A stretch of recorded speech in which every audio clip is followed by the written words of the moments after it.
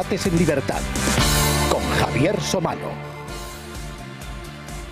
¿Qué tal? Muy buenas noches, amigos de Es Radio y de Libertad Digital Televisión. Hoy es viernes, no es sábado, así que esto hoy es menos debates en libertad que nunca. Lo primero, porque estamos en la hora de César Vidal, que ya es un honor. Y lo segundo, porque estamos con César Vidal y para hablar de Jesús el judío y en plena Semana Santa. Así que multipliquen el honor por 4 o por 5 o por 6, qué sé yo. Porque en España se celebra mucho la Semana Santa, es verdad, y está muy bien que se celebre. Pero tengo mis dudas de que se conozca realmente lo que se celebra. Y porque como ya no se estudia religión, pues hemos perdido muchas cosas, como por ejemplo fuentes de la historia a la que pertenecemos, aunque algunos se empeñen en echarnos, y se empeñan todos los días en echarnos, y me refiero a la tradición judio-cristiana, que es la tradición de la civilización. Nosotros no creemos en la alianza porque no creemos en las civilizaciones, entonces es fuente de nuestra civilización, y muchos se empeñan en echarnos de esa civilización, y ya verán cómo acabaremos el programa con un ejemplo de cómo quieren echarnos algunos. Pero bueno, digo que hoy es menos debate que nunca, porque hoy yo no voy a debatir, yo he venido aquí a aprender y a escuchar, que es de lo que se trata en un día como hoy. Y por ejemplo, en preguntar si saben ustedes cómo era realmente la época de Jesús, pero me refiero a la época en su totalidad, cómo era la organización social, política, incluso económica, porque podemos contestar a eso, pueden dos personas aquí contestar a eso. O cómo eran las ciudades en las que vivió Jesús, en las que predicó Jesús, cómo eran esas ciudades, y alguna cómo sigue siendo. Incluso cabría preguntarse, pues, quiénes eran todas esas personas que aparecen y que seguro que ustedes han oído hablar muchas veces, de los fariseos, los escribas, los saduceos, quiénes eran los publicanos, qué hacían y cómo se refiere Jesús muchas veces a ellos, y no crean que eso no tiene también controversia.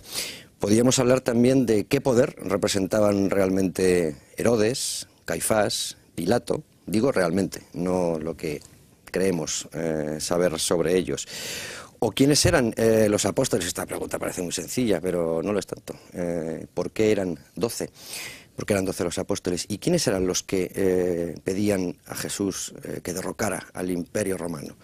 E incluso, ¿quiénes son los que aún hoy creen que ese es el mensaje que dejó? Porque hay algunas personas que aún lo creen. Y, por supuesto, queremos enterarnos de cómo fue el proceso a Jesús y quién participó en ese proceso a Jesús, y por qué le crucificaron como nazareno, rey de los judíos, y, en definitiva, qué importancia tuvo Israel en la vida de Jesús. Yo, desde luego, estoy dispuesto a enterarme de muchísimas cosas, y si ya un día puedo hacer un viaje a Tierra Santa y con todos estos conocimientos, pues seguro que lo aprovechamos muchísimo mejor. Bueno, con nosotros está César Vidal, porque estamos nosotros en la hora de César Vidal, así que César Vidal, muy buenas noches. Muy buenas noches, estoy deseando escucharme después de la presentación que has hecho de mí. No dudo de que debe ser interesante, me parece desmedidamente generosa. Pero en fin. Yo he estado muchas veces en tu plató, pero tú no habías estado en este. Alguna vez hablando de historia, como no, sí. Pero era distinto incluso, sí, el plató, era distinto, sí. Y además, como veo que vienes acompañado de algún libro, pues seguro que podemos hacer alguna recomendación más. Y nos acompaña también Iñaki Colera, que es especialista en escritura, y del cual también estoy dispuesto a aprender hoy, porque de tradiciones, de Semana Santa, la tradición católica, pues bueno, más o menos está arraigada, pero la tradición del cristianismo, de lo que era la época de Jesús, yo creo que hay muy pocas noticias a nivel popular, ¿no? Pues sí, por lo general en España tenemos escaso conocimiento de lo que nos transmiten. Por otro lado, las propias escrituras. Deberíamos tener más conocimiento, pero infelizmente el poco conocimiento de la Biblia, de los evangelios, pues hace que realmente muchas veces nuestras nociones acerca de aquella época se basen más en leyendas, en tradiciones populares, que en lo que realmente podemos ver en los evangelios. Bueno, muchas gracias. Puedo llamar Iñaki, ¿verdad? Sí. Muchas gracias por estar esta noche con nosotros. César, habla de Biblia. Yo, antes de hablar de nada de lo que nos ocupa esta noche, a mí me gustaría preguntarte, ¿cuántas Biblias tienes? No lo sé, no sabría decirte una cantidad. Versiones de la Biblia seguramente deben de ser más de 200 las que pueda tener. ¿Y alguna preferida? Bueno, yo lo que pasa es que trabajo sobre todo con los textos en hebreo y en griego. Entonces, generalmente yo suelo utilizar siempre el texto de Erasmo o alguna de las ediciones del Nuevo Testamento en griego. Y luego en hebreo suelo utilizar 2 o 3 versiones también de hebreo. Yo esto lo pregunto suelen ser las habituales. Porque en el despacho de César, cuando se encuentra César detrás de las cordilleras de libros, pues uno puede ver ejemplares de la Biblia, pues cuando le pregunta a César, ¿y esta de dónde ha salido? Bueno, pues era una que tenía en la mochila los soldados británicos. Bueno, sí, es verdad. Bueno, pero eso ya son curiosidades, ¿no? Sí, pero son curiosidades, pero bueno. Y otra pregunta más que quiero hacerte, que también tenía mucha ganas de hacértela hace mucho tiempo. ¿Cuántos libros tienes o estudios dedicados a Jesús, directa o indirectamente? Vamos a ver, dedicados directamente a Jesús yo creo que deben de ser en torno a media docena. Es decir, el último es Jesús el judío, pero sí es verdad que hay toda una línea de investigación sobre la figura y la enseñanza de Jesús que prácticamente ha durado 2 décadas. Jesús el judío casi es la consumación de toda una línea de investigación. Este ejemplar que ahí tiene el sellito, es el de la 3ª edición, no he podido coger otro porque estamos en la 4ª y probablemente... Estamos en la 4ª. Y probablemente camino de la 5ª. Yo creo que sí. De la 5ª. Yo te he oído decir en alguna ocasión que este libro es el definitivo, no digo el definitivo, pero sí redondo, el que tenías ganas de escribir y del que de verdad te sientes orgulloso. Sí, porque en realidad significa la consumación de toda una etapa en la que yo empiezo a trabajar pues con mi tesis doctoral, que está dedicada a los primeros cristianos y que es una tesis que tiene el premio extraordinario de fin de carrera y que luego va sumando una serie de estudios parciales sobre Jesús, ¿no? Tanto Jesús y los manuscritos del Mar Muerto, en el que se compara la vida y la enseñanza de Jesús con el Maestro de Justicia y los esenios de Qumran, como el primer evangelio, el documento Q, que es un estudio de una supuesta fuente previa a los evangelios sinópticos, e incluso pues como algunos de los experimentos literarios que yo he hecho, tipo pues por ejemplo el Hijo del Hombre o el Testamento del Pescador, ¿no?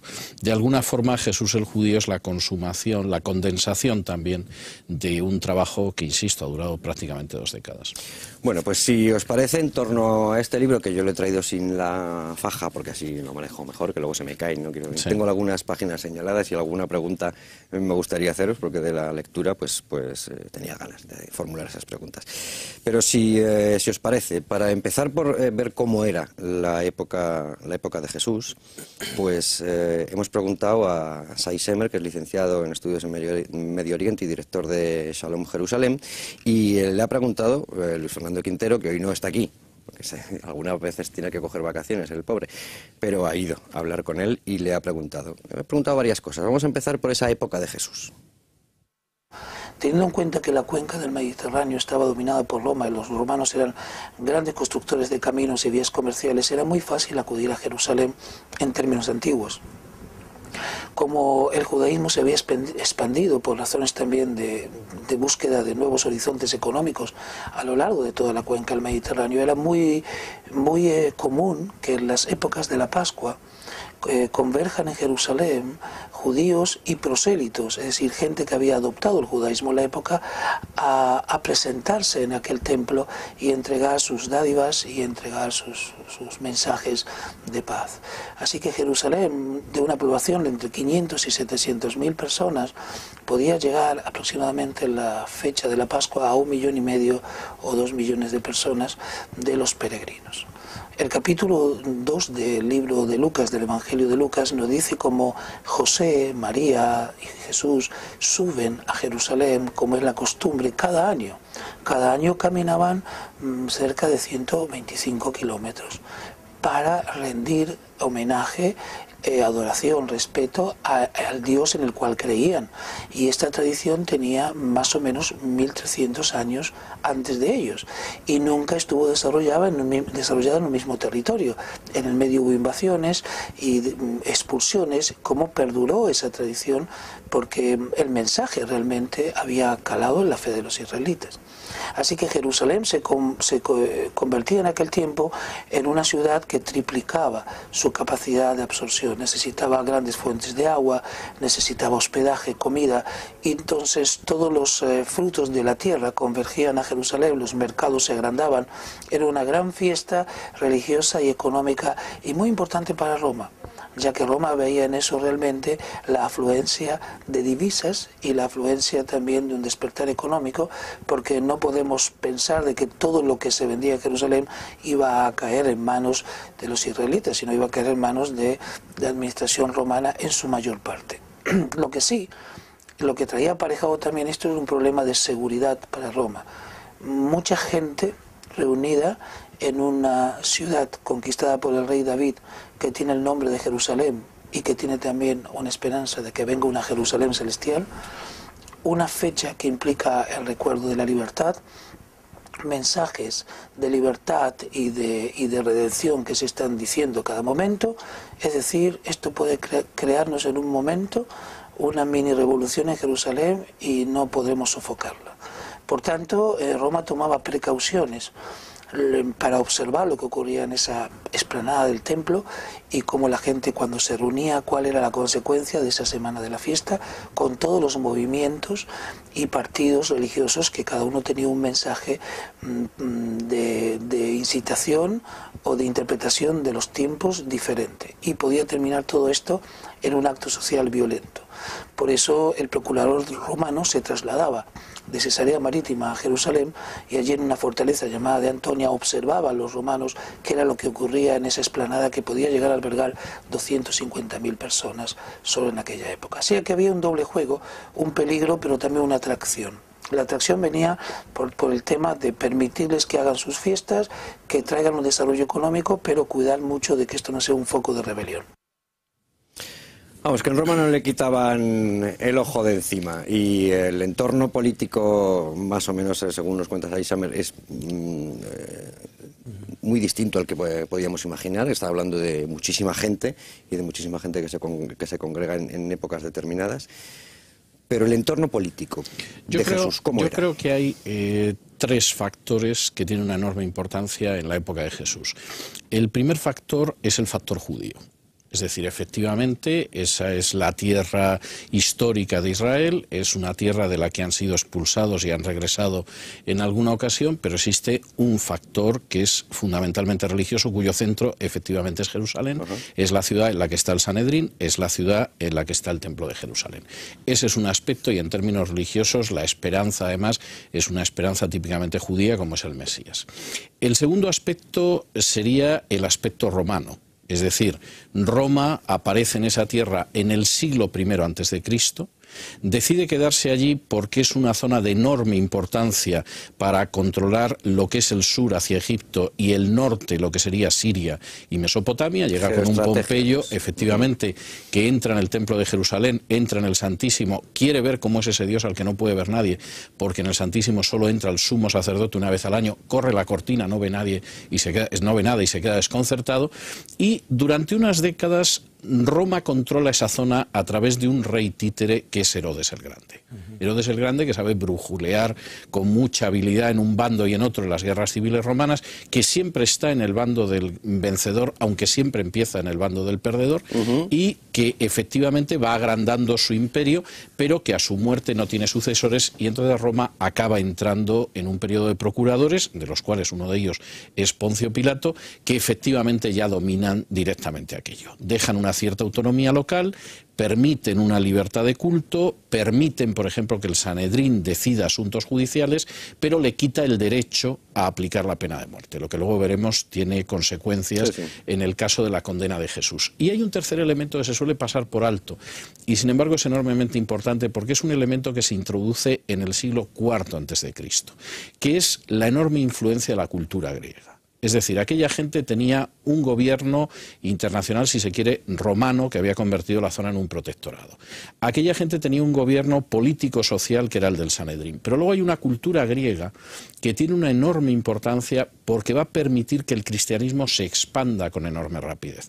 El Nuevo Testamento no se escribe en latín, que es la lengua del imperio, ni se escribe tampoco en hebreo, que es la lengua sagrada de los judíos, sino que se escribe en griego. Y se escribe en griego porque en ese griego es posible entenderse en toda la zona del Mediterráneo oriental, y el griego es una lengua segunda para Jesús y para sus discípulos.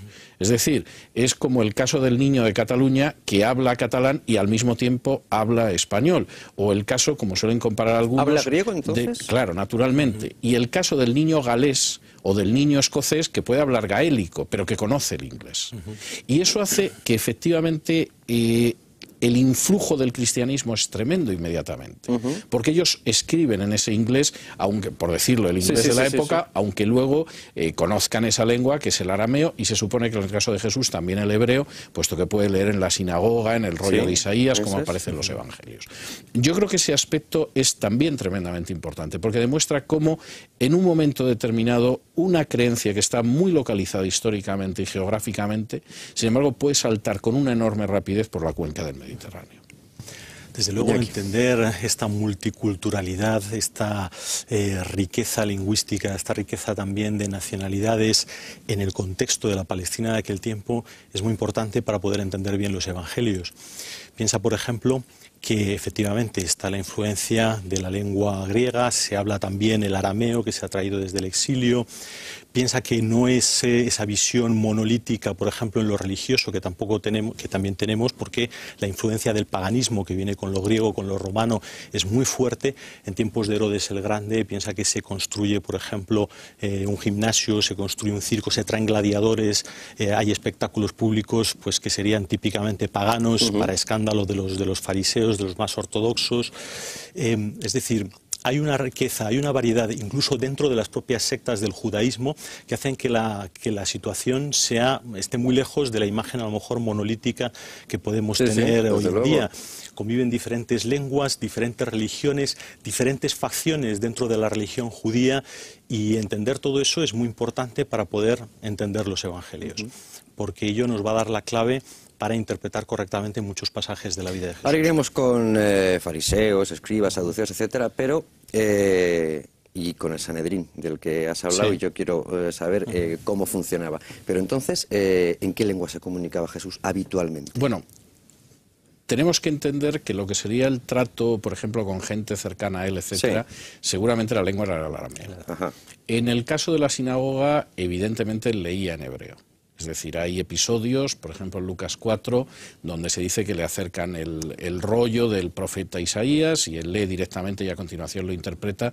Evidentemente esto implica un conocimiento del hebreo, que en el caso de Jesús es muy lógico porque muy cerquita de Nazaret había una escuela rabínica a la que posiblemente Jesús asistió siendo niño. Es decir, en las escuelas rabínicas no estudiaban solo los aspirantes a rabino, entre otras cosas pues no existía todavía una separación entre el rabino y el que no lo era, como posteriormente se daría, sobre todo a partir del siglo IV, sino que el rabino era un personaje mucho más laico todavía de lo que es ahora, y en esa situación es muy posible que Jesús pudiera haber estudiado en Séforis, que es una ciudad que se construye durante su infancia, en la que incluso hipotéticamente pudo trabajar su padre y él mismo, en la construcción de Séforis. En esa situación, con la gente con la que él se comunica, evidentemente si son judíos es en arameo, si son gente que no es judía, con seguridad es en griego.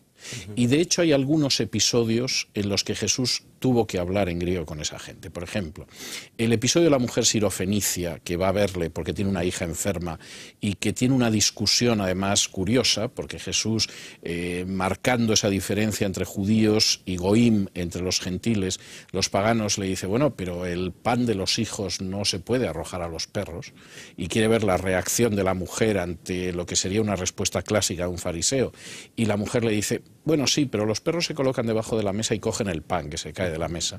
Y en ese momento Jesús le dice, bueno, márchate, tu hija se ha curado, etcétera.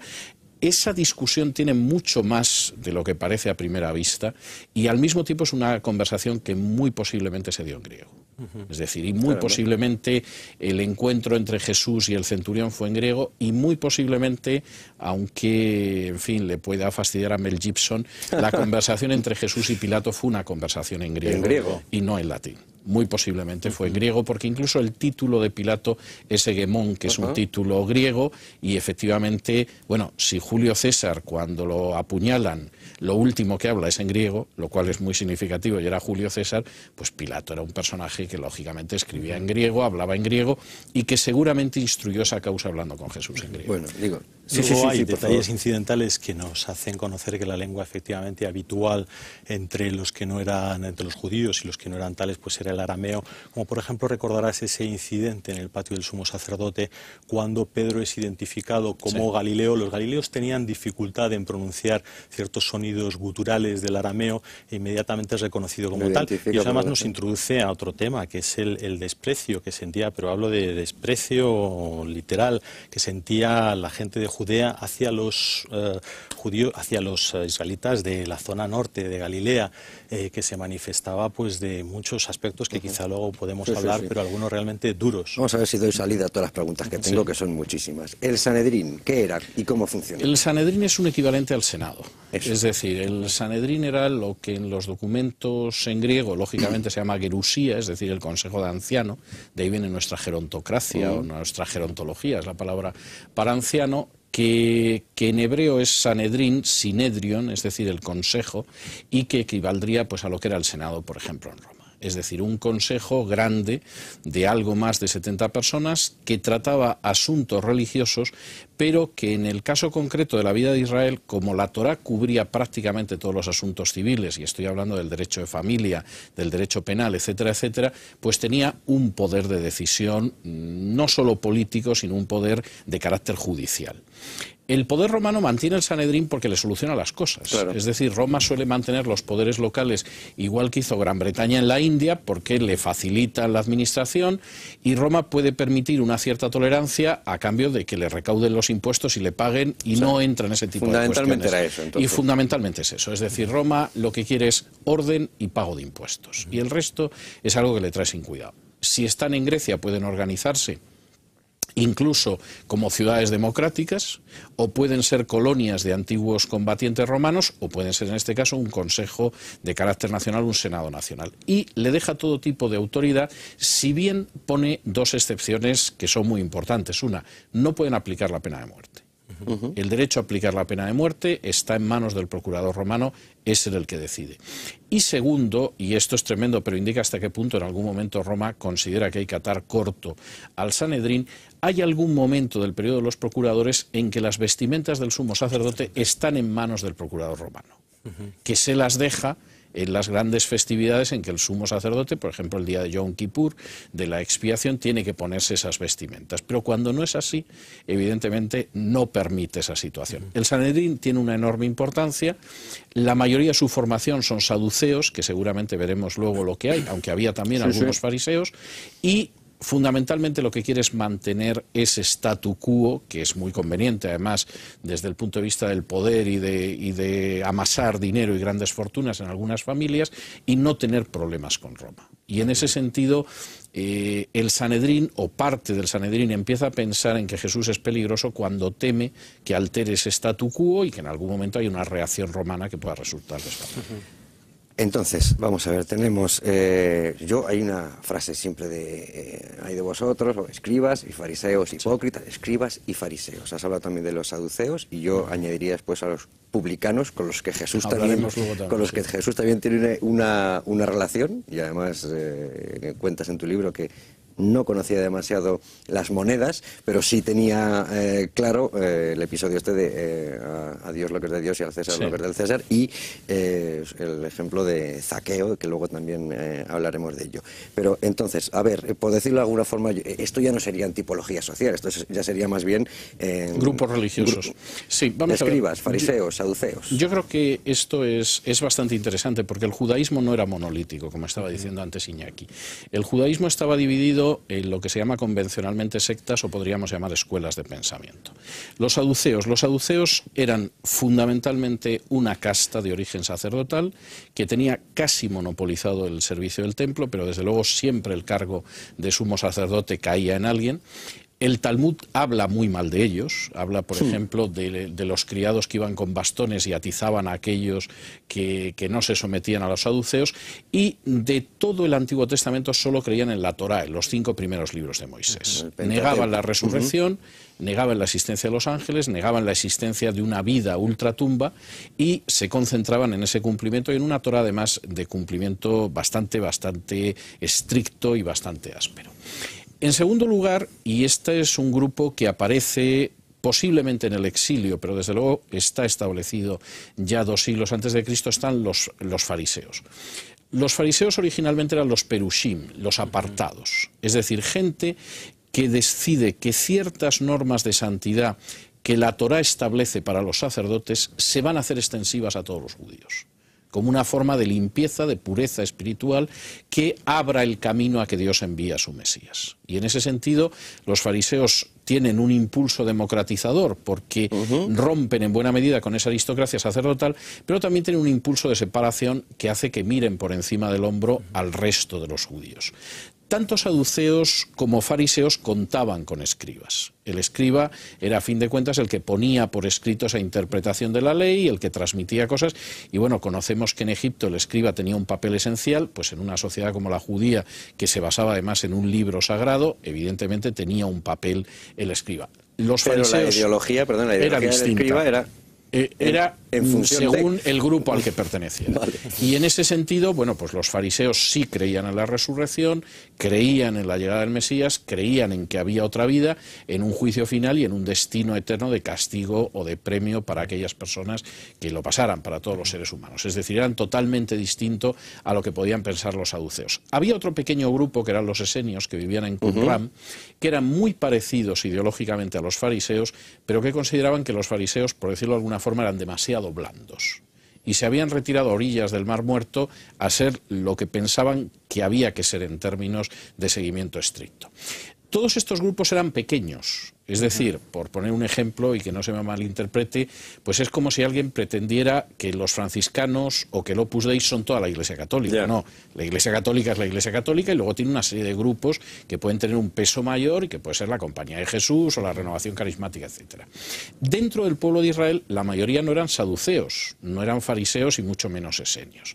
La mayoría era gente que creía en la Torá, que en mayor o menor medida cumplía la ley de Moisés, que bajaba a las fiestas judías y que esperaba el Mesías. Y esta gente era contemplada por parte de los fariseos como los Am Haaretz, es decir, los hijos de la tierra en un sentido despectivo. Jesús va a hacer un llamamiento especial a los hijos de la tierra, por decirlo en un sentido despectivo, y va a insistir en el hecho de que esa autojustificación propia de los fariseos y de los saduceos no solo no es buena espiritualmente, sino que es muy contraproducente en términos espirituales. Pero se refiere sobre todo a los fariseos, ¿no? Sí, la mayoría de las hay una veces. cosa que es importante entender, y es que efectivamente son grupos muy minoritarios. Se calcula que, por ejemplo, los fariseos podían ser unos 6.000 nada más. Para los fariseos era muy importante, dado que los saduceos eran realmente los que detentaban el poder político, era muy importante el apoyo de la gente. Y eso hace entender bien la alarma que ellos sintieron al ver que las multitudes empezaban a seguir a Jesús. Porque, insisto, ellos necesitaban el apoyo de la gente generalmente se apoyaba en la opinión de los fariseos más que en la de los saduceos, y digamos era su contrapeso para, digamos, equilibrar la situación con el poder saduceo. Cuando ellos ven que la gente empieza a seguir a Jesús, esto causa gran tensión, gran alarma. Pero efectivamente se trata de grupos siempre pequeños. Y no tienen un poder adquisitivo determinado, eso no les caracteriza, ¿no? Bueno, en el caso de los saduceos, pero no tanto por ser saduceos. En el caso de los saduceos hasta cierto punto sí, porque efectivamente en el caso de los saduceos la aristocracia sacerdotal es saducea. Y eso hace que, por ejemplo, tengan un negocio extraordinario con el Templo de Jerusalén. El Templo de Jerusalén tenía una serie de sacrificios. la gente llevaba sus sacrificios, sus se concedían animales, créditos y todo ahí, ¿no? exactamente, Aquello era y se la bolsa, encontraban casi. con el hecho de que cuando llevaban el animal, pues efectivamente los saduceos, los sacerdotes, podían rechazar el animal alegando que no era idóneo para el sacrificio. Imponer otro. Pero se podía comprar alguno de los que ellos vendían en el templo y efectivamente ese con seguridad era idóneo. Con lo cual el negocio era extraordinario, incluso tenían un sistema de cambio con una generosa comisión que permitía que las monedas del donativo del templo, que no podían llevar imágenes en contra de la Torá de Moisés, pues fueran monedas en las que uno cambiaba esa imagen, que podía ser la imagen, por ejemplo, del emperador romano, por una moneda en la que no aparecía una imagen y por lo tanto era lícita. Claro, este emporio además tenía consecuencias espirituales tremendas, como era el hecho de que el patio del templo, que estaba dedicado exclusivamente a los goim, a los que no eran judíos, ya se había convertido en una especie de supermercado. Claro. Y eso explica por qué Jesús entra en ese patio del templo y echa a los animales, echa a los cambistas, etcétera, porque como él dice, la casa que tenía que ser de oración se ha convertido en una Lo que pasa que al final eso queda como la expulsión de los mercaderes, y no eran tanto mercaderes no eran tanto mercaderes como cambistas y gente que lo que estaba era profanando un lugar sagrado. O sea, un centro de negocio. No es un alegato anticapitalista de Jesús. Claro. No, a eso voy, porque hay muchas interpretaciones sobre esos episodios. Bueno, tenemos que hacer un pequeño descanso. Nada, para beber agua y seguir tomando apuntes, porque a mí me queda todavía, bueno, un manantial de preguntas. Volvemos enseguida. Debates en libertad con Javier Somano. Pues ya estamos de vuelta, dispuestos a seguir aprendiendo sobre la época de Jesús y sobre Jesús el judío. Ya habíamos estado hablando de esa primera parte, de cómo estaba repartido el poder. Ya nos hemos enterado más o menos de quiénes eran escribas, fariseos, saduceos. Y dentro de nada vamos a enterarnos un poco de la figura que representaba realmente pues personajes como Herodes, como Pilato, como Caifás y muchas cosas que quedan por el camino. Pero segunda pregunta que le hacíamos a Saixemer, y esta vez más concreta que la anterior, sobre Galilea. Bueno, Galilea era y es uno de los lugares más fértiles que tiene Israel, o lo que aquel tiempo se llamaba la provincia de Judea. Galilea, por tener fuentes de agua, por tener poblados más distantes, y por tener una población dedicada a quehaceres que no les acercan mucho a la élite intelectual, eran considerados personas de un poco disminuidos en su nivel de comprensión, por ejemplo, de las escrituras, su nivel cultural. Los galileos tenían famas de ser personas de educación media-baja, y por lo tanto había cierta discriminación entre los grupos. Por ejemplo, los de Judea o de Jerusalén no veían con tan buenos ojos en ciertos niveles a los galileos. Por otro lado, los galileos eran los que tenían muchas veces mucha más pertenencia a la tierra y eran capaces de ser los cabecillas de las revueltas. Galilea contaba con fuentes de aguas que eso les traía abundante pesca, contaba con tierras mucho más prolíferas por las precipitaciones anuales, hasta 1000 milímetros en la parte norte, y por lo tanto las aceitunas, los frutales, los pescados y todo lo que podía dar la tierra, el mejor lugar era Galilea. Y en ese lugar se desarrolla tácticamente el ministerio de Jesús en la Galilea. Pero este no es el motivo. El motivo es que había más tolerancia política, porque estaba dividido, aquel tiempo se dividía la gobernación por zonas, y la zona de Galilea o Nazaret tenía una tolerancia política o una especie de, podemos decir, menos sensibilidad a ciertas expresiones comparado con Jerusalén. Es decir, por lo que en Galilea podría ser una discusión y un enfrentamiento, en Judea la misma discusión podía llevarte a la muerte. Es decir, era una zona más segura para explayar tus ideas políticas, sociales o religiosas, por muchos motivos. Así que es la comandancia general de Jesús la Galilea, y fundamentalmente la ciudad de Capernaum, que era una ciudad que estaba en el camino internacional de las rutas comerciales, que comienza con la que se llama la Vía Maris y continúa a Damasco, y ahí está Capernaum con un centurión en Galilea, y es un lugar que tiene un control de paso de mercancías. O sea, es un lugar próspero, con continuo movimiento de gente y con una gran afluencia de extranjeros y por supuesto con una población judía local bastante cuidadosa de sus tradiciones. Bueno, pues aprendemos sobre Galilea y sobre esa tolerancia política, esa libertad, podríamos hablar, que podríamos decir, no sé si muy exactamente que había en Galilea, y supongo que Capernaum es Cafarnaum, ¿no? Sí, bueno, la ciudad es Ekfarnahum, que en castellano ha dado Capernaum y Cafarnaum como formas de transcripción. Hay dos elementos que yo creo son importantes, un poco por abundar un poco más en lo que decía Shai. Galilea es el lugar de las grandes revueltas contra Roma. Es decir, la primera gran revuelta es la de Judas el Galileo, y cuando en el proceso de Jesús, tal y como narra el Evangelio de Lucas, los que llevan a Jesús ante Pilato quieren que lo condene y Pilato no ve que aquello sea para ocuparse de ello, le dicen, viene de Galilea, lo cual evidentemente es un comentario malintencionado. Es decir, de nuevo voy a poner un ejemplo que no corresponde exactamente, pero es como si alguien dijera, cuidado que es vasco. Y entonces, en ese sentido, el comentario es malintencionado, aunque Pilato saldrá de él muy bien diciendo, pues si es de Galilea, no es competencia mía que se lo manden a Herodes, ¿no? Entonces, ese es un primer elemento que hay que tener en cuenta. Y eso explica el hecho de cómo, bueno, pues se intenta instrumentalizar contra Jesús.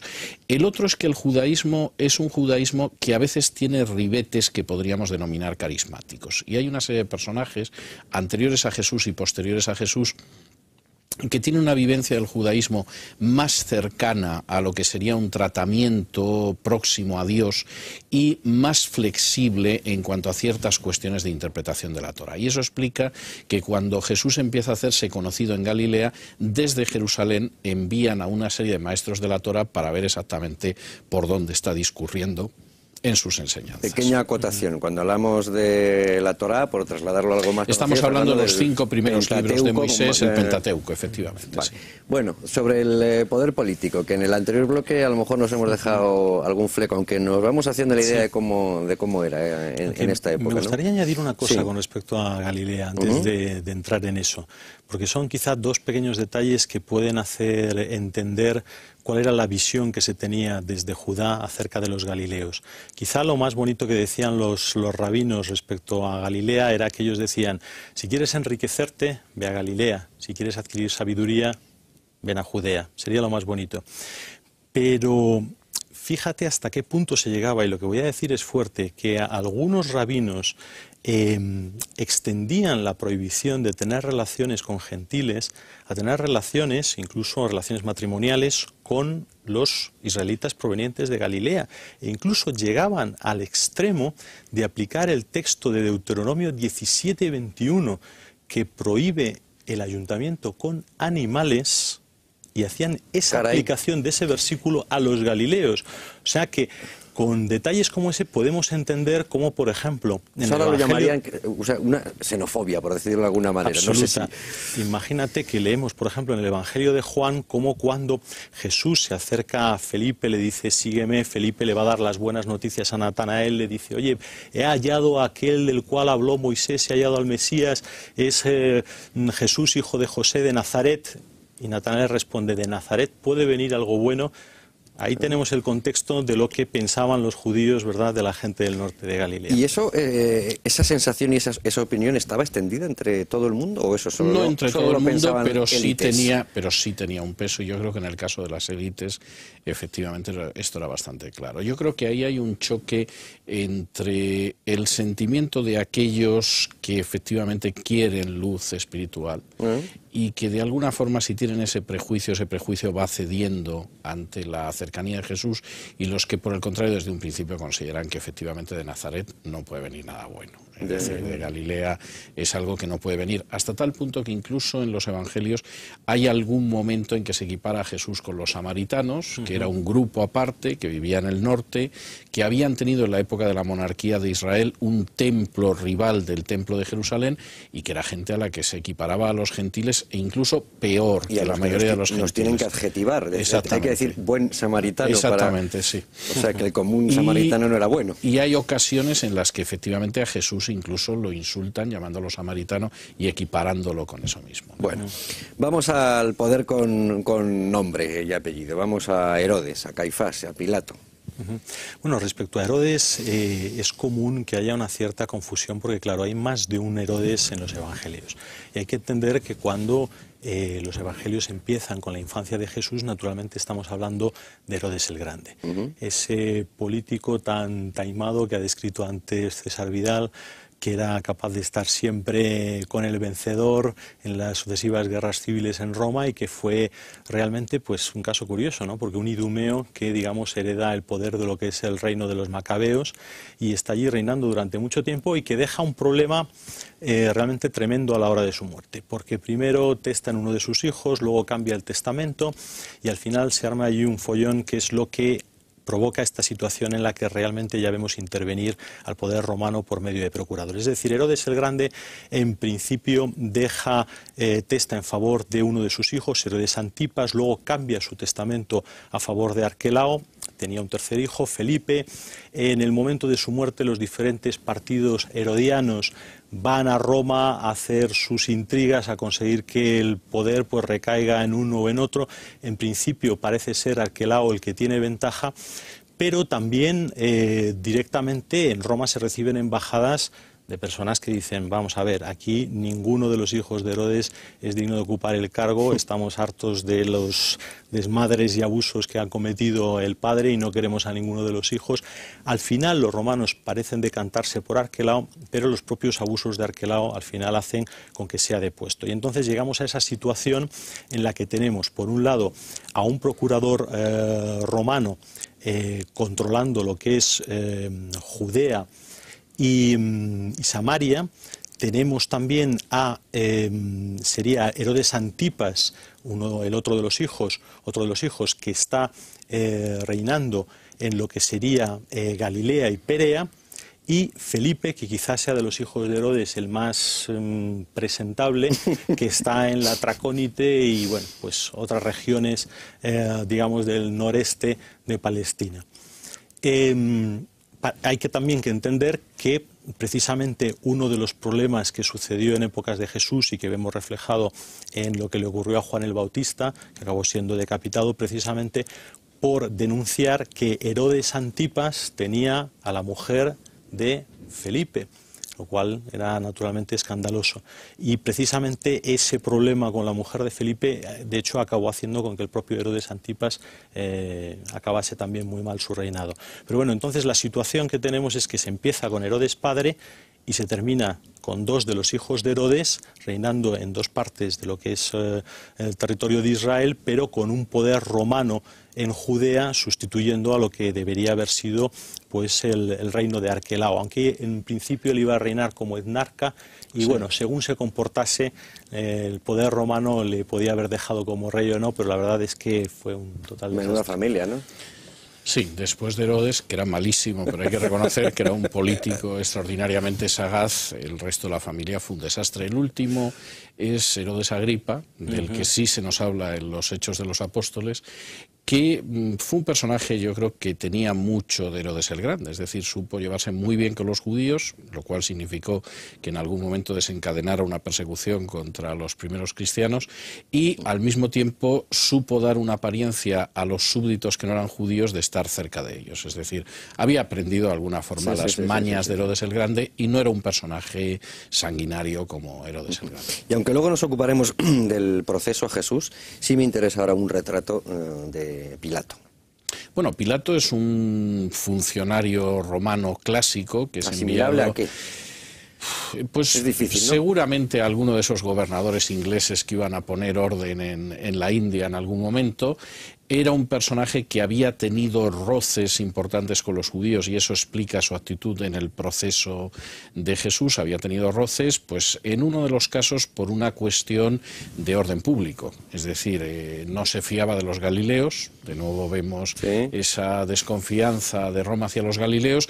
En el curso de una fiesta había introducido a algunos de sus hombres disfrazados como la gente del común y aquello había acabado no a tiro limpio, pero vamos, sí a cuchillada limpia, hasta tal punto que Jesús en el capítulo 13 de Lucas habla de unos galileos que bajaron a la fiesta y que Pilato mezcló su sangre con la de los sacrificios. Bueno, esto no le había hecho muy popular a Pilato, y la otra había tenido ocasión en relación con uno de los avances de Roma, que eran los acueductos.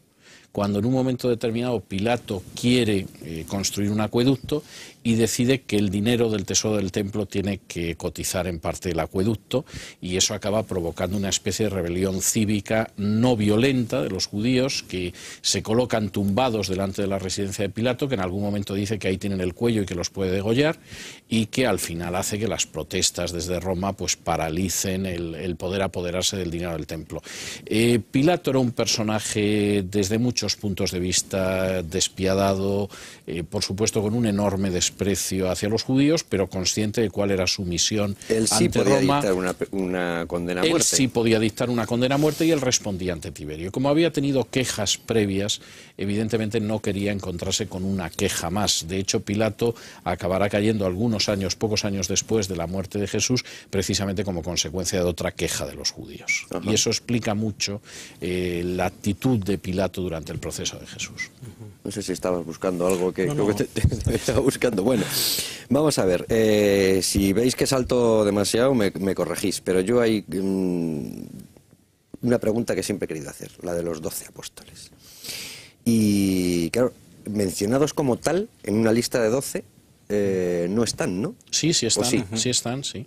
Hay varias listas de 12, aparece, Iñaki me corregirá si me equivoco, pero hay una lista de los 12 en cada uno de los evangelios sinópticos, Mateo, Marcos y Lucas, sí, en los 3, y luego hay una más en los Hechos, cuando efectivamente además se habla de cómo ha muerto Judas Iscariote, que se ha suicidado. Pero Juan, por ejemplo, nombra 9, ¿no? Nombra nueve, en todos ¿no? los casos se mencionan, sí. Sí, vamos a ver, hay un elemento importante en el número 12, que hace que incluso cuando los 12 son 11 se hable de los 12. Es decir, 12 tribus por las 12 tribus. Es decir, efectivamente Jesús señala que él ha escogido a 12 para juzgar a las 12 tribus de Israel, pero no cabe la menor duda de que esos 12 son el cañamazo de un Israel renovado, que para Jesús es enormemente importante, porque Jesús es un judío y se considera además el cumplimiento de promesas que se han hecho milenariamente al pueblo de Israel. Y los apóstoles efectivamente son esos personajes que de alguna forma inician ese Israel renovado de las 12 tribus.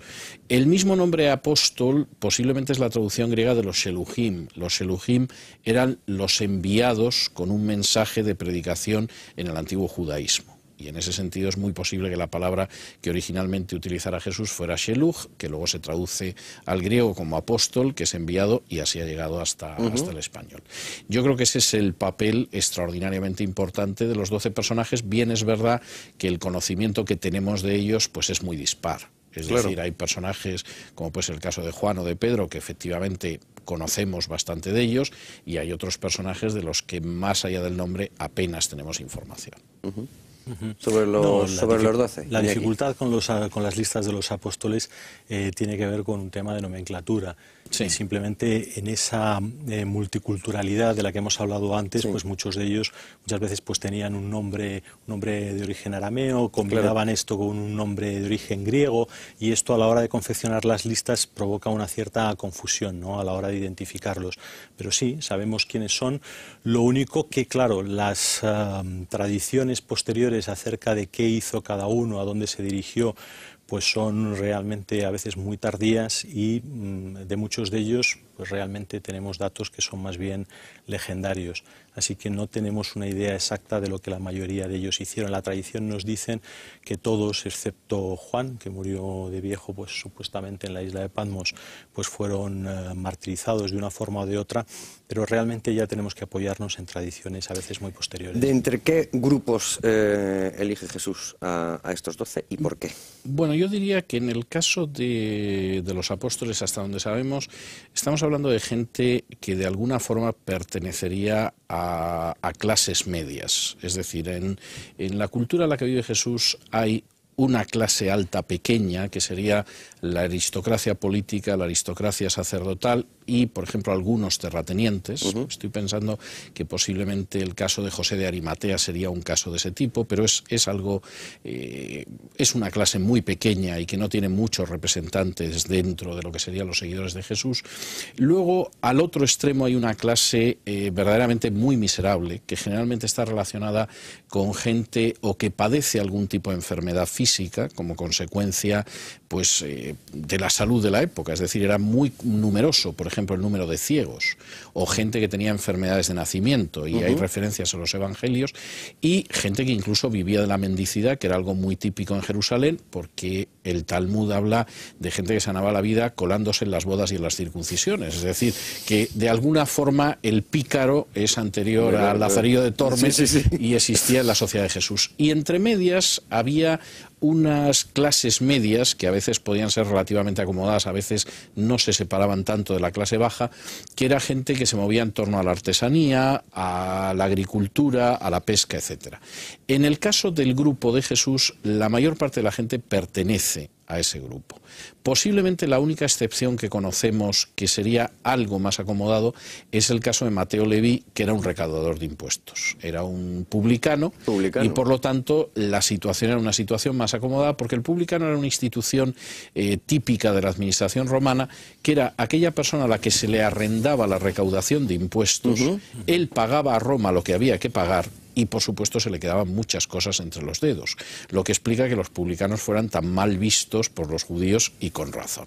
Y efectivamente Mateo es un personaje que pertenece a los publicanos, al que Jesús conoce cuando está sentado en la mesa de los tributos, en el telonio, al que le llama para que le siga, y que efectivamente le sigue. El resto de la gente, por lo que sabemos, pues era gente más centrada en lo que podía ser la pesca, etcétera, aunque también hay alguno que tenía que ser relativamente acomodado. Estoy pensando en los hijos de Zebedeo, que por ejemplo tenían asalariados, es decir, serían pequeños o medianos empresarios, que diríamos hoy los hijos de Zebedeo. Pequeños y medianos empresarios.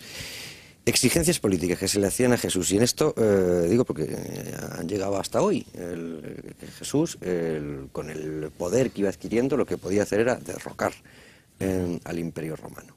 Yo no sé si eso se lo recrimina o se lo demanda algún apóstol a Jesús, o eso es una cosa que, claro, ven a una persona que empieza a tener muchos seguidores y que puede ser una amenaza real al imperio, y que eso se puede... Yo creo que ahí hay, vamos a ver, primero, hay casos en los que efectivamente quieren hacer rey a Jesús, es decir, en el capítulo 6 de Juan se narra cómo en un momento determinado, exactamente, como en un momento determinado, después del episodio de la multiplicación de los panes y los peces, la multitud evidentemente llega a la conclusión de que un problema tan serio como es el de comer todos los días puede solucionarse, y quieren hacerle rey, y Juan insiste en el hecho de que cuando Jesús vio que venían a hacerle rey, inmediatamente pasó a otro lado para evitar que quisieran proclamarlo rey. Yo creo que esa tentación existe en todo momento.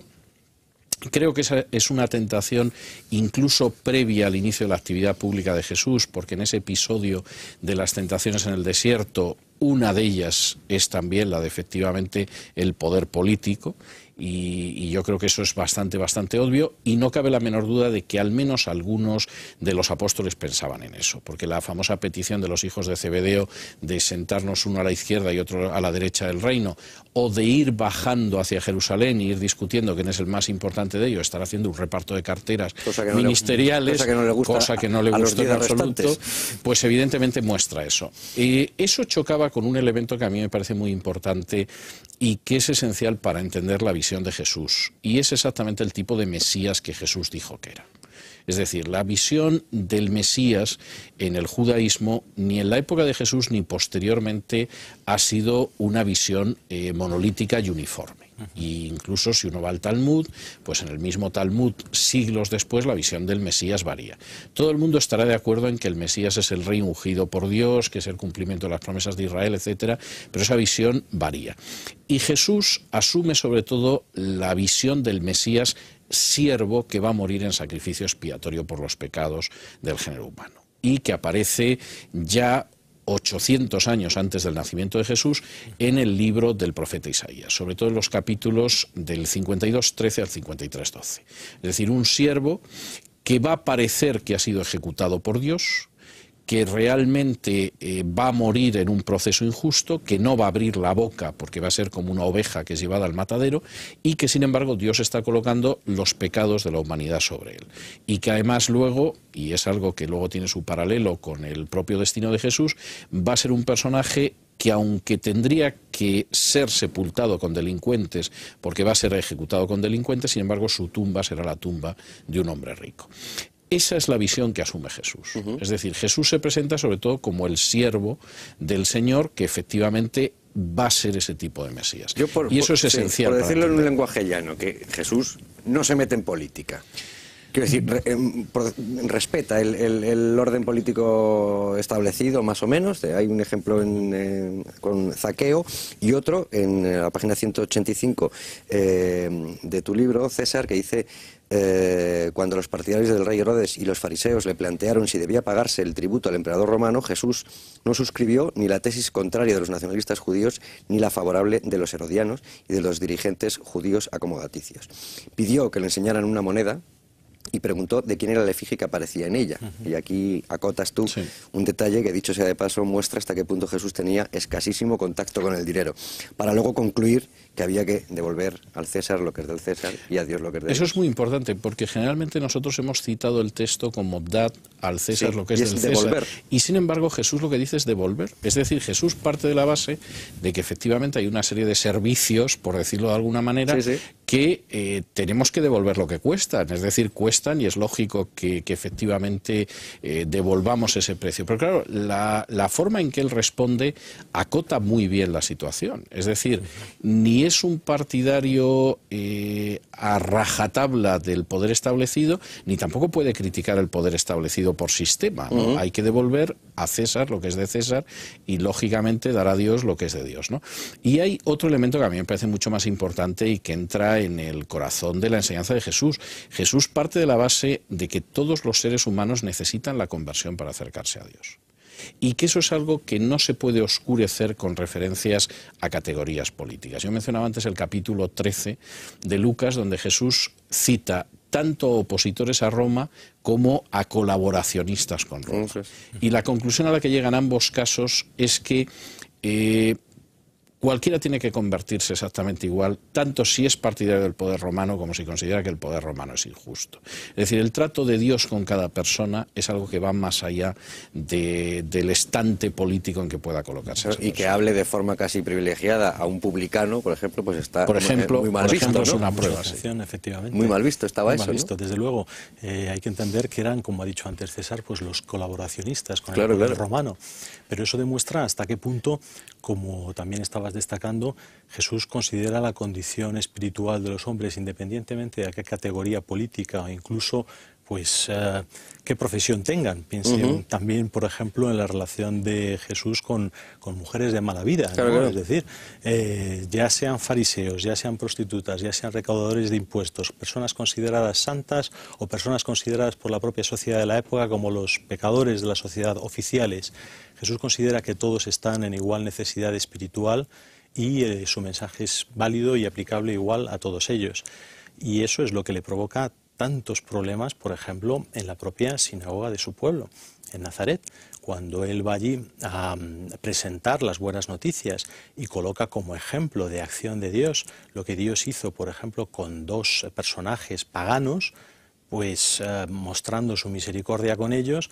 Realmente las personas que le estaban escuchando, oírse ser comparados con dos paganos, pues para ellos era realmente ofensivo. Pero es que Jesús estaba considerando la condición espiritual del hombre por igual, no incluso ya siendo israelitas, sino incluso paganos, gentiles, es decir, o israelitas, todos tienen necesidad. Claro.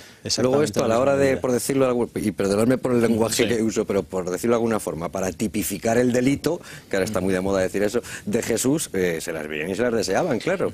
Claro, porque además, vamos a hablar de ello, pero claro, hay una cuestión que es tremendamente importante. Jesús es judío, pero no es un nacionalista judío. Es decir, la prueba está en que atiende a un centurión que a fin de cuentas es un suboficial de las fuerzas de ocupación. Claro, claro. O atiende a una mujer siriofenicia que encima de pagana es mujer, por ejemplo. Es decir, la famosa oración de te doy gracias, Señor, porque no he nacido ni goy, es decir, ni gentil, ni mujer, ni asno, evidentemente es algo que no encaja en la visión de Jesús. Y además Jesús parte de la base de que existe una necesidad universal de salvación. Es decir, cuando él habla del género humano, curiosamente Jesús utiliza unas imágenes que son muy curiosas. ¿A qué se parece el género humano en general y cada persona en particular? Pues se parece a una oveja que se ha perdido. Y que como no vaya alguien a buscar a la oveja le espera un amargo destino por ahí perdida, ¿no? O el dracma. O el dracma, efectivamente. ¿O a qué se parece? Pues se parece a un dracma que como no lo encuentren, desde luego no regresa al bolsillo, porque todo el mundo sabemos que cuando se pierde el dinero nunca regresa por su propio pie al bolsillo. O se parece al hijo pródigo, que a fin de cuentas es un niño pijo que malgasta su vida miserablemente. Y esa es la realidad. Entonces, el mensaje de Jesús en ese sentido es que todos y cada uno de nosotros nos encontramos en esa situación. Y el hecho de ser mujer u hombre, pertenecer a una clase social u a otra, o ser incluso judío o gentil, tiene una importancia muy relativa. Porque en última instancia todos necesitamos que alguien vaya a buscarnos y a llevarnos hasta Dios. Y eso me parece tremendamente importante. Luego Jesús podrá tener una visión del poder político que no es amable. Es decir, en un momento determinado le dicen Herodes te busca y él les contesta, bueno, pues ya le podéis ir diciendo a esa zorra que yo voy a seguir haciendo lo que tengo que hacer. O en un momento determinado Pilato le va a decir, tengo poder para hacer esto y lo otro. Y él dice, tú que vas a tener poder, infeliz. Entonces, quiero decir, su visión del poder político no es en absoluto amable. Pero al mismo tiempo él parte de la base de que la condición espiritual de todos los seres humanos es una condición de perdición. Igualito que en el Islam, vamos. Igualito que en el Islam. Igualito. Incluso, si me permites una última acotación, no. Jesús insistiría en el hecho de que posiblemente la condición espiritual peor es la de aquellos que consideran que son tan buenos que pueden ir por sí mismos, como en el caso de la parábola del fariseo y el publicano, que es ganas de meter el dedo en el ojo a la gente. Todo hay que decirlo, pues las parábolas de Jesús nosotros las leemos de una manera bucólica, pero son muy provocativas y provocaban reacciones muy encendidas, donde efectivamente un publicano que va ante Dios y reconoce que es pecador y le pide que le acoge, es acogido por Dios y baja justificado a su casa, mientras que el fariseo, que está convencido lo buenísimo que es, y no como el publicano, evidentemente no va a ser justificado ante Dios. Luego te preguntaré el porqué de las parábolas y cuál es, en vuestra opinión, la más brillante. Hacemos una breve pausa y seguimos, que todavía queda.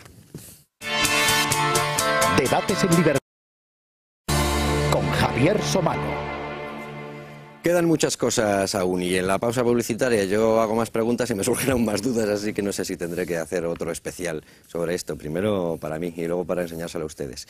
Nazareno, luego hablaremos de Nazareno, rey de los judíos, pero al hablar de Nazareno pues preguntamos de nuevo a Seixemer por Nazaret. A través de excavaciones arqueológicas de los años 70 se descubre la ciudad de Séforis o Tzipori, a 7 kilómetros de Nazaret, que fue la capital de la Galilea en aquella época. Una ciudad esplendorosa, con 7 sinagogas, con una muralla, con casas de verano decoradas con mosaicos, con motivos del río Nilo, un lugar realmente donde el mármol y la madera sobreabundaban en el desarrollo urbanístico. Entonces comienza la asociación que ha sido un carpintero en aquella época, sino trabajar en la próxima ciudad, que es una polis romana, significa que tiene condición de capital, que puede emitir su propia moneda y que tiene lo que se llama presupuesto para desarrollo urbanístico.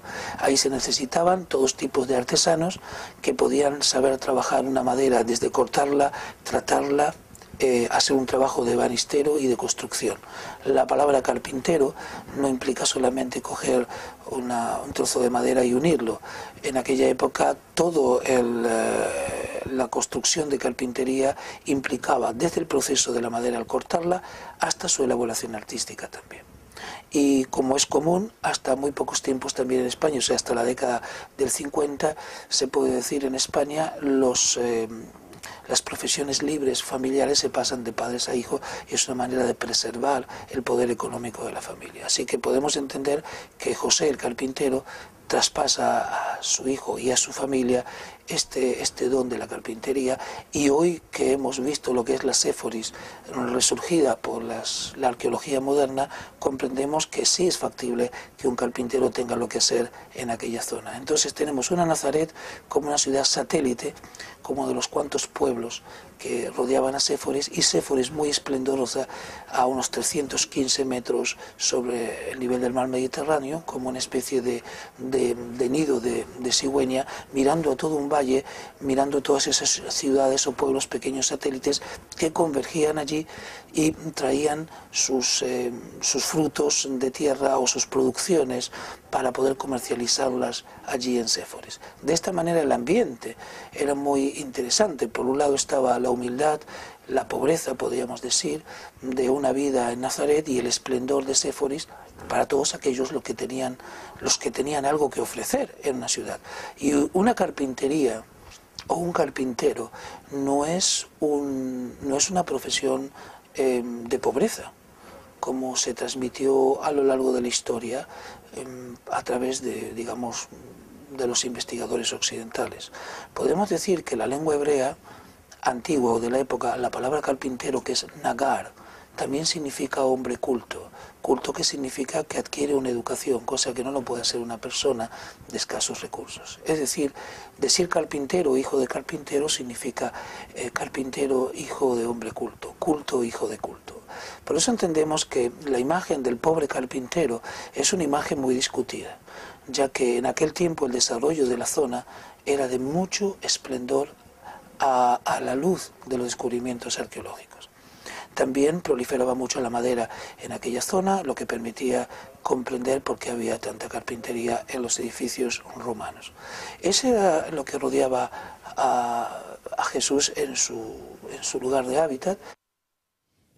Iñaki, quizá no sepas que el pasado 19 de marzo, Día del Padre, Día de San José, a Luis Herrero en esta casa se le ocurrió coger a César Vidal, que iba por los pasillos, y preguntarle por San José, y esbozó esta teoría científicamente demostrada ya. Y claro, se quedó mucha gente diciendo, caray, pues este no es el San José en que yo tenía en la imaginación, que era un San José, digamos, pues eso, que hacía una cuna con 4 palos y ya está, era una cosa distinta, ¿no? Sí, sí, desde luego, como muy bien ha dicho Shai, no tiene nada que ver con la imagen que normalmente solemos tener de él, y es que al fin y al cabo, pues era un artesano, era una persona, como tú también has destacado, de clase media, una persona acomodada, y por lo tanto una persona capaz de dedicar un cierto número de recursos a la educación de Jesús.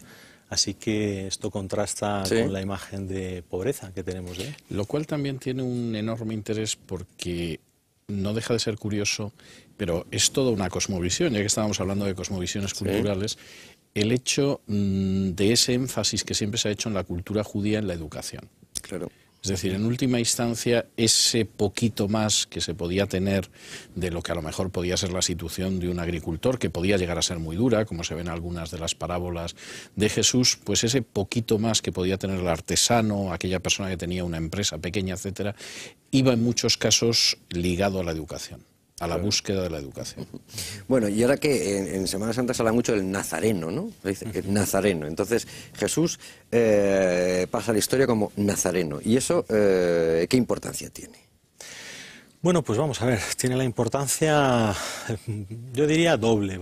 Por un lado, vincularlo con una tierra que, como hemos dicho antes, es objeto del desprecio de los habitantes de Judea, como es Galilea, con todo lo que supone incidir nuevamente en la humillación para Jesús, ese Hijo de Dios que viene a encarnarse en un siervo de los hombres y encima viene a identificarse con una región despreciada dentro del propio judaísmo. Ya hay una conexión más remota que se suele perder, y es el hecho de que hay una profecía mesiánica en la que el Mesías sería el retoño de la vara de Isaí, el Nasri, que por un sistema de interpretación judío que probablemente sería un tanto difícil explicar ahora, o quizá tú puedas hacerlo en breves palabras, se hace una transliteración entre las consonantes de la palabra retoño en hebreo, ese para decirlo de una forma simple en castellano, esa NSR. Sí. Como sabes, el hebreo es un idioma que no tiene vocales y por lo tanto se presta a este tipo de interpretación. No lo sabía, pero me di cuenta al ver cómo escribía Yahvé, que se olvidaba. Efectivamente. Digo, esto es por algo. Sustituyendo en la palabra retoño o en lo que sería el hebreo de la palabra retoño, poniendo las vocales adecuadas, pues una persona podría leer en la palabra retoño una profecía mesiánica acerca de la vinculación del Mesías con la ciudad de Nazaret, pues que tendría las mismas consonantes, no así las mismas vocales. Esto es un sistema de interpretación de la escritura que a nosotros nos puede parecer curioso, pero que es común en la mentalidad hebrea y que nos da la clave para entender determinadas profecías, determinados pasajes de las Escrituras. Bueno, me dejaba en el tintero, vosotros me diréis si conviene analizarlo o no, porque ahora en este bloque yo quería ocuparme del proceso a Jesús, pero me dejaba en el tintero una figura importante, que es la de Juan el Bautista y su relación con Jesús. Bueno, Juan el Bautista es un personaje extraordinariamente importante. ¿Y los seguidores de Juan? Exactamente, por varias razones. Primero, Juan el Bautista se supone que pone fin a 400 años de silencio profético, en números redondos. Bien. Es decir, desde el último profeta del Antiguo Testamento, que es Malaquías, hasta Juan, hay un espacio aproximadamente de 400 años donde no se oye la voz de un profeta en Israel. Juan es el final de ese periodo y además es el final de ese periodo anunciando a un Mesías que va a llegar dentro de poco. Segundo, Juan se identifica con el cumplimiento de una profecía enormemente importante del capítulo 40 del profeta Isaías, donde se habla de una voz que clama en el desierto y que habla de cómo hay que convertirse hacia el Señor, colocar caminos rectos, etcétera, etcétera, en el corazón, abrir una calzada a nuestro Dios que viene, etcétera, etcétera. Bien. En ese sentido, Juan el Bautista tiene una enorme importancia. Y Juan el Bautista además tiene un mensaje que yo creo que es esencial para entender la Biblia, que es el mensaje de la teshuvá o la metanoia o la conversión, si se quiere utilizar el término. Es decir, el mensaje de Juan el Bautista es convertíos porque el reino de Dios se acerca, y se acerca porque el rey de ese reino de Dios está al venir. Eso hace que en torno a Juan el Bautista se congregue un grupo de seguidores. ¿Numeroso? Y que yo creo que es relativamente numeroso, porque de hecho hay bastante gente que sale a esas fuentes en el Jordán donde está bautizando Juan, precisamente porque quieren volverse hacia Dios, y que ese grupo además sea bastante amplio. Es decir, de los evangelios se desprende que hay gente que va a mirar y gente que no va a mirar y que lo que quiere es escuchar el mensaje, y el mensaje de Juan en muchos aspectos preludia al de Jesús. No solo es que está hablando de la llegada del Mesías, sino que, por ejemplo, dice, y hace un juego de palabras muy interesante, que nadie piense que por ser hijo de Abraham escapará del juicio de Dios, porque de estas piedras, es decir, Ebenim, Dios puede sacar hijos, es decir, Benim, que es un juego de palabras en hebreo. Es decir, aquí finalmente la pertenencia religiosa, la pertenencia racial, nacional, no va a significar nada. Finalmente, cada ser humano tiene que enfrentarse con el hecho de la conversión. De entre esa gente que sigue a Juan, y que en algún momento se pregunta si Juan puede ser el Mesías, y Juan aclara que él no es el Mesías, pero sí es la voz que clama en el desierto anunciando su llegada inminente, hay gente que luego se va a unir al grupo de Jesús. Lo cual quiere decir que efectivamente ahí existe todo un caldo de cultivo de gente con inquietudes espirituales que está buscando, que han escuchado con agrado a Juan y que en un momento determinado pues siguen a Jesús hacia el que ha apuntado Juan. Yo creo que es un personaje enormemente interesante que acaba de manera trágica, como antes comentaba Iñaki, porque entre otros, y puestos a hacer llamamientos al arrepentimiento, se dirige a Herodes y en un momento determinado Herodes lo encierra en la fortaleza de Maqueronte y en un momento determinado, a través del conocidísimo recurso al baile de Salomé, pues la mujer de Herodes consigue que acabe decapitándolo. ¿Despierta también alarmas esas primeras congregaciones en torno a Juan el Bautista? Alertas políticas de ojo que aquí se levanta algo, ¿o no? Yo creo que más bien lo que sucede es que Juan el Bautista como hemos dicho antes, denuncia un pecado concreto, denuncia una situación concreta que es lo que molesta al poder político, lo que molesta a Herodes Antipas, y es una situación de un personaje concreto, y eso es básicamente lo que le lleva a la muerte. Es decir, el mensaje de arrepentimiento de Juan, al ser un mensaje que, digamos, está dirigido a una figura que va a venir después de él y que sí podía interpretarse que va a reclamar el poder político, yo creo que no despierta tanta atención o tanta antipatía como aquel que es designado, como el que está siendo anunciado por Juan, que es el rey. El rey que, fíjate que Juan el Bautista incluso manda a sus discípulos a preguntar si es Jesús realmente el que ha de venir o deben esperar a otro, porque la idea acerca de cómo va a aparecer ese rey es confusa hasta para el propio Juan y sus discípulos. Y Jesús tiene que hacer referencia, bueno, atended a las profecías mesiánicas, fijaos, los ciegos ven, los cojos andan, los mudos hablan, el reino de Dios es anunciado, efectivamente aquí está el rey, pero no está el rey como vosotros os podíais suponer. Ha venido, pero ha venido de una forma distinta. Ha venido de una forma que quizá no se corresponde con vuestras expectativas, pero que realmente anuncia la introducción del reino de Dios en la historia.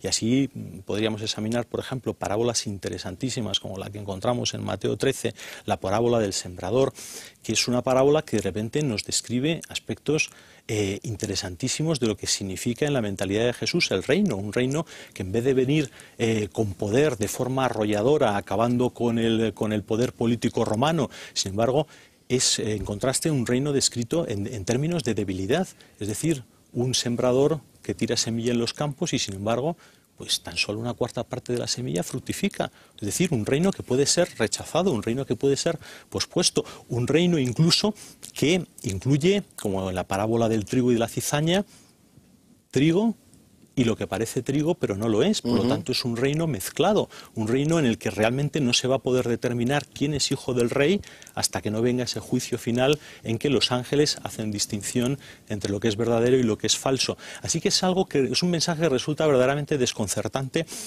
hasta para los propios discípulos de Jesús. Piensa que en el momento de su resurrección todavía le están preguntando, bueno, ¿instaurarás el reino en este tiempo?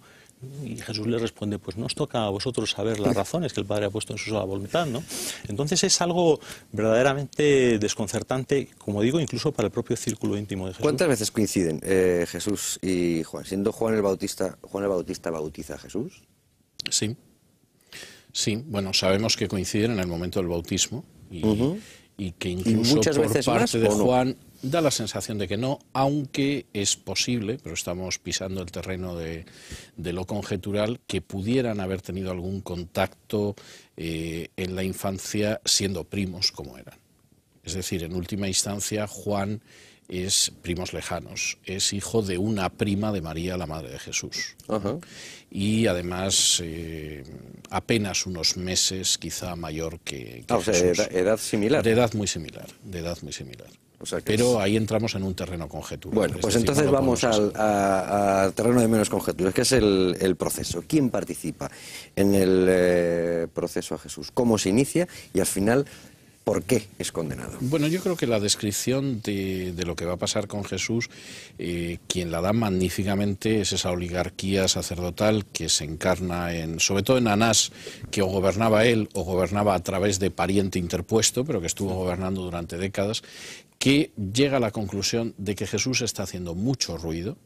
Eso puede acabar provocando una reacción de Roma y como Roma reaccione, acaba con la ciudad, acaba con el templo y este es un problema muy grave y Anás decide acabar con ese problema que hipotéticamente presenta Jesús con una frase lapidaria, es decir, es mejor que muera un hombre a que perezca todo el pueblo, lo cual como forma de justificación del crimen político yo creo que pocas veces se ha expresado de manera más sucinta y más brillante.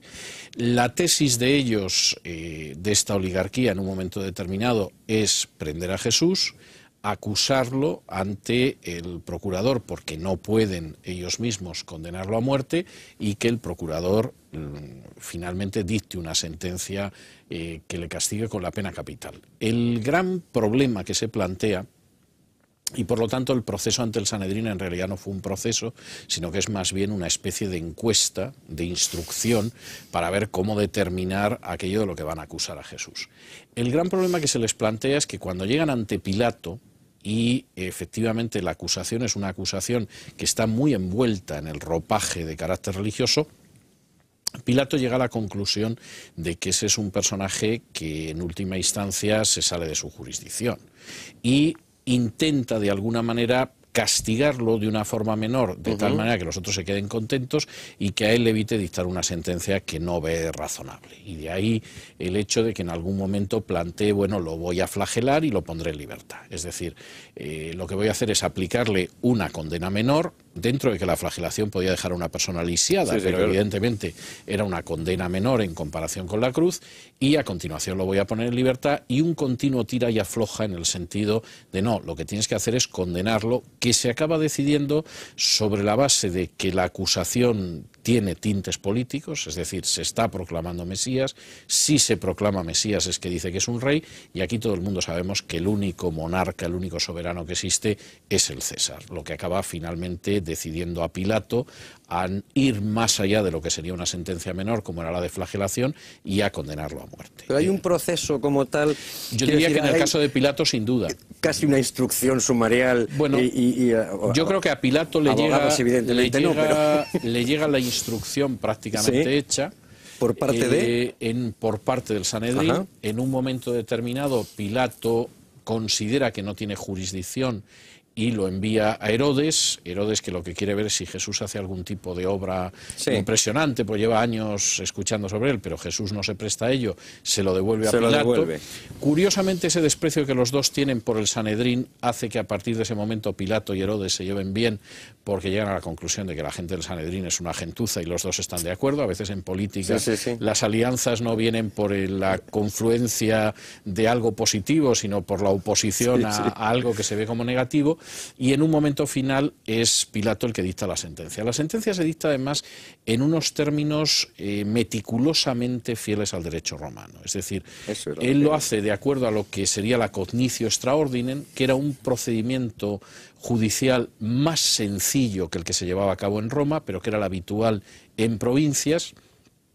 Pronuncia la sentencia desde el estrado, y esto, para cualquier persona que conozca el derecho romano, puede ir viendo cómo la descripción que aparece en los evangelios es una descripción muy bien hecha. Es decir, efectivamente Pilato sale al estrado, se sienta en el estrado y finalmente pronuncia una sentencia que es el famoso ibis in crucem, el irás a la cruz, que es la forma en que se decreta esa sentencia. Es tal cual, ¿no? Es tal cual, es decir... Hay otro que dice abi in crucem. Sí, el proceso de Jesús está muy bien descrito en términos jurídicos en los evangelios. Y es muy verosímil tanto la actuación de instrucción del Sanedrín como la actuación de Pilato. Incluso la instrucción del Sanedrín es una instrucción que en términos jurídicos es muy exacta, pero que evidentemente parte de la base de que el Sanedrín ha decidido previamente en su mayoría que hay que condenar a Jesús. Es decir, no se intenta tanto dilucidar la verdad, sino la forma en que llevamos a cabo esta decisión. Y finalmente es una decisión judicial que depende del gobernador, porque el jus gladi, el derecho a aplicar la pena de muerte, había quedado en manos del gobernador romano, que es lo que hace que la sentencia la dicte y la ejecute Pilato. De ahí que en la cruz aparezca un titulus, es decir, la condena en la que aparece Jesús Nazareno, rey de los judíos, que además se escribe en griego, lógicamente, en latín, que es la lengua del imperio, y por supuesto en hebreo, que seguramente sería arameo para que lo entendieran los de la tierra. Y que efectivamente marca la historia. Es decir, Jesús, lo que sucede es que ha muerto porque afirmaba que era el rey de los judíos, lo que provoca protestas de algunos diciendo la sentencia no tenía que haber sido rey de los judíos, sino que decía que era rey de los judíos. Claro. Y una cierta venganza de Pilato diciendo lo que yo he escrito ya está escrito. Claro. Y antecedentes había pocos para aplicar o sea, para instruir y para aplicar una sentencia así, ¿no? Antecedente ninguno. Había. Similar, similar a este. Realmente, ¿te refieres a la pena de crucifixión o a alguien que se proclamase? Me refiero a, como decía yo antes, a tipificar el delito, claro. No había un delito de sedición, ¿eh? Sí, un delito de sedición, claro, sí. Y tierra de Palestina era una tierra bastante propicia a las sediciones, tanto antes como después, porque los problemas que pensaron que iban a solucionar dando muerte a Jesús continuaron, como sabes, inmediatamente después y culminaron con la destrucción de la ciudad de Jerusalén en el el año 70 y con sucesivos mesías que fueron apareciendo a lo largo de la historia, que muchas veces tenemos poco conocimiento de ellos, pero que ocasionaron pues muchos problemas al pueblo de Israel en lo sucesivo. Claro, nos quedamos con esa imagen de me lavo las manos, que todas estas cosas sirven. Eso es una figura que aparece en la literatura tanto judía como romana, ¿eh? O sea, es verdad que Pilato al final ha cargado con el lavatorio de manos, pero eso es algo que aparece en la literatura clásica, incluso en la literatura judía, y era casi un recurso de decir, bueno, yo aquí no tengo ninguna responsabilidad en esto. Pero yo, por ejemplo, cito en Jesús el Judío varios paralelos. Sí. Bueno, y por último habría que ocuparse, como no, de los que afirman ver a Jesús. Hablamos ya de resurrección y de los testimonios extrabíblicos, que además tú, César, citas aquí dos, y si me equivoco me corriges, de dos judíos, de Flusser y de Lapide. Sí. Bueno, yo creo que hay un testimonio muy importante que es de la época, que es el propio decreto de Nazaret, que es un texto que conocemos desde el siglo XIX, que muy seguramente se promulga en la época del emperador Claudio y nos ha llegado precisamente en una tabla de piedra de Nazaret, donde el derecho romano incluye una pena muy curiosa, que es llevarse cadáveres con ánimo de engañar. Es decir, no llevarse cadáveres, que eso por supuesto el derecho romano lo castigaba como profanación de tumbas, sino llevárselos con ánimo de engañar, y que es un curioso eco legislativo precisamente del enorme eco de la predicación de Jesús. Es decir, el legislador romano dice, bueno, aquí se lo han debido llevar. Esto hay que penarlo como tal porque esto es verdaderamente peligroso, pero explica hasta qué punto, apenas una década después de la crucifixión de Jesús, esto es un elemento que tiene una repercusión que llega hasta el propio Claudio. Yo creo que hay dos elementos que tú mencionabas que son enormemente importantes. Uno es la gente que afirma haber visto a Jesús y que además no es gente en términos generales propensa a haber visto a Jesús. Es decir, lo que nosotros sabemos es que los discípulos se esconden, lo que sabemos es que alguno duda extraordinariamente y lo que sabemos es que incluso alguno hasta fue perseguidor de Jesús hasta que tuvo una experiencia de ese tipo. El gran cambio que se produce es que, primero, la tumba parece vacía, se producen una serie de apariciones y gente que estaba absolutamente aterrorizada y escondida en su casa cambia totalmente y no tiene ningún temor a exponerse al poder del Sanedrín o al poder de los romanos. Y en algún caso, como sería el caso de Saulo de Tarso, evidentemente se convierte de perseguidor en estar dispuesto a ser perseguido. Yo creo que ese es un elemento muy importante. ¿Qué es lo que ha generado esto en algunos autores que además no son cristianos, como los que tú mencionabas, el caso de Pinchas Lapid o el caso de David Flusser, que yo creo que es uno de los grandes estudiosos de la figura de Jesús en el siglo XX? Pues la afirmación de que efectivamente tuvo que producirse ese tipo de aparición. Incluso Flusser menciona el famoso texto de 1 Corintios 15, donde dice, se le apareció a Pedro, a los 12, luego a un grupo que eran varios centenares y finalmente a mí, para decir, pues lo que cuenta ahí Pablo tiene que ser cierto. Porque realmente el cambio psicológico que se produce en personas que además no están predispuestas a creer en ello, la forma en que cambian sus vidas y la forma en que además se juegan la vida diciendo eso, obliga a pensar que ahí se produjo un fenómeno que puede ser difícil de reducir al terreno de las palabras, pero que es todavía más difícil de negar. Claro. Es que hay mucha gente que ante este tipo de argumentos suele decir, bueno, pero hay muchas personas que están dispuestas a jugarse la vida por lo que al fin y al cabo creen ser cierto, pero luego resulta ser una mentira. Pero lo que constituye el elemento diferenciador en el caso de los apóstoles y de tantos otros testigos que dieron su vida por afirmar que Jesucristo había resucitado, es que ellos no eran personas que hubiesen recibido un testimonio de segunda mano, sino que sabían perfectamente por sí mismos si lo habían visto o no lo habían visto. Es decir, no eran personas engañadas, eran personas dispuestas a morir por algo que ellos mismos sabían si era una mentira o no era una mentira. Y eso es un fenómeno muy distinto al del terrorista suicida que es capaz de inmolarse porque cree que haciendo estallar la bomba después va a ir al paraíso de las huríes de ojos verdes. Bueno, puede estar perfectamente engañado y sin embargo pues dar su vida por aquello. Pero claro, aquella persona que está afirmando morir afirmando que Cristo ha resucitado y está dispuesto a morir por ello y sabe si es una mentira o no, es un caso muy distinto.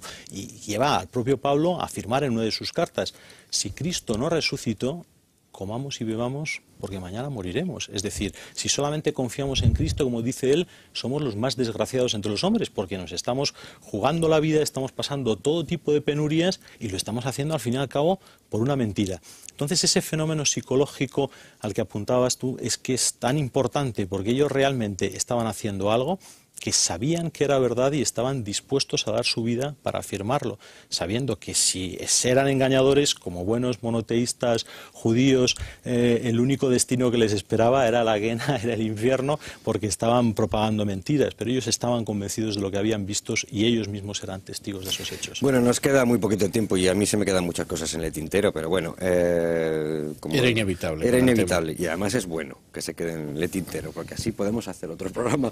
Pero yo que en algún momento os iba a preguntar por las fuentes de las que se bebe, pues veo libros aquí y me gustaría que nos hicieras una selección de estos libros tuyos, que al principio te he preguntado por ellos, sí, para comprender un poco, y por supuesto, Iñaki, si quieres añadir cualquier otro, libremente. Bueno, yo de todos los que he traído me voy a quedar solo con 3 y te voy a explicar por qué. Vale. Es decir, me quedaría con el Testamento del Pescador, para una persona que quisiera acercarse a la vida de Jesús de una manera muy sencilla. Es una novela, pero es una novela que curiosamente en el año 2005-2006 fue el libro de contenido espiritual más vendido en España, solo después de la Biblia, en una lista que se publica todos los años, y así se mantuvo durante más de un año. Y yo diría que para una persona que se quiera acercar de manera muy sencilla a la figura de Jesús, yo diría que el Testamento del Pescador.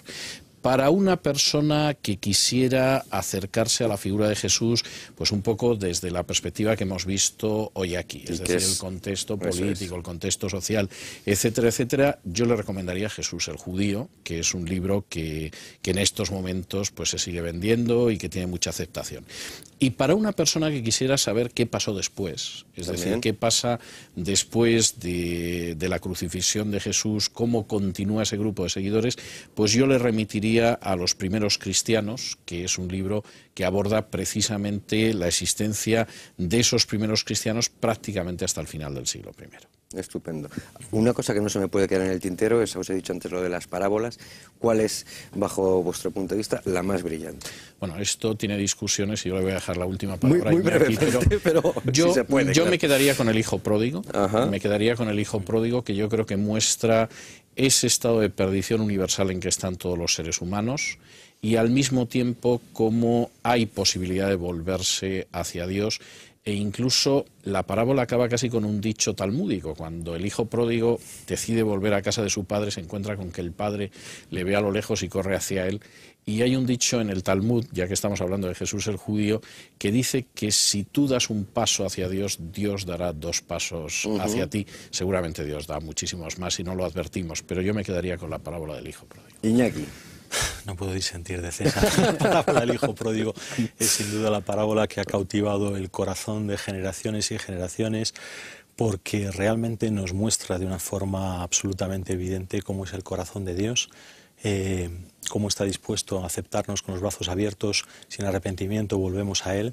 Y realmente, bueno, hasta en los detalles, ese padre que en vez de esperar al hijo avanza, corre hacia él, como tú has indicado. Pero la más complicada de entender, claro, porque a primera vista el primer análisis que surge es de injusticia.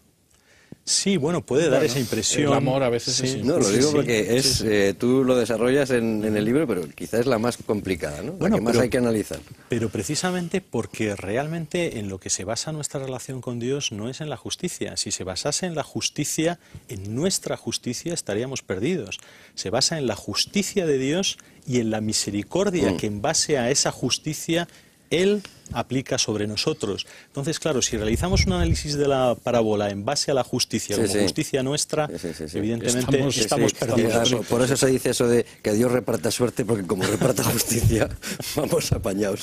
Y yo quiero terminar, hablaste tú, César Vidal, hace una semana de Abdellah Yarbou, que es el que se dice ministro de Asuntos Religiosos en el gobierno, por llamarlo de alguna manera, de Hamás, en la Franja de Gaza, un ministro, y que dice estas cosas. Así define él a los judíos, y por eso, en Libertad Digital, pues periódicamente hacemos programas en defensa de Israel, porque yo comentaba al principio que la civilización judio-cristiana es la nuestra y debemos defenderla. Y ustedes dirán, ¿de qué? Si nadie nos ataca. Pues personas como esta atacan así. Otras como Ahmadinejad más a lo bestia todavía. Y no es anecdótico, es realmente un peligro y una amenaza. Y si no, escuchen. Los judíos sufren un desorden mental porque son ladrones y agresores. Un ladrón o un agresor que se apropia de la tierra. Desarrollan un desorden psicológico y un remordimiento de conciencia porque cogen algo que no es suyo. Ellos quieren presentarse ante el mundo como si tuvieran derechos, pero de hecho ellos solo son bacterias extranjeras, un microbio sin parangón en el mundo. No soy yo quien lo dice, el propio Corán dice que ellos no tienen parangón. Quien encuentre a los enemigos más fuertes y hostiles de los creyentes habrá encontrado un judío. Él podría aniquilar a esta gente sucia que no tiene ni conciencia ni religión. Yo condeno a cualquiera que quiera que se normalicen las relaciones con ellos, a cualquiera que pida que nos sentemos con ellos, y a cualquiera que crea que son seres humanos. No son seres humanos, no son personas, no tienen religión, ni tienen conciencia, ni tienen valores morales. La religión de la paz, ya ven, igualitos somos, y la voz era de Luis Fernando Quintero, que está doblando solo, no le cojan ustedes tirria a esa voz, que es Luis Fernando Quintero, es que como estaba subtitulado y no se le entendía demasiado, pues había que doblarlo. Bueno, César sí lo entendía, pero los demás no lo entendían. Habla un árabe muy claro, tengo que decir. Muy claro y da miedo, da miedo escucharle.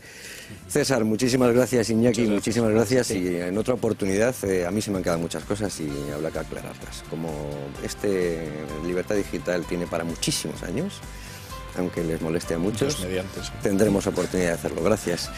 Y a ustedes, pues hasta el sábado que viene, disfruten de estas vacaciones, que hay que ponerse las pilas en cuanto empiece otra vez el tiempo de trabajo, el tiempo lectivo. En Libertad Digital no paramos. Hasta el sábado que viene, amigos.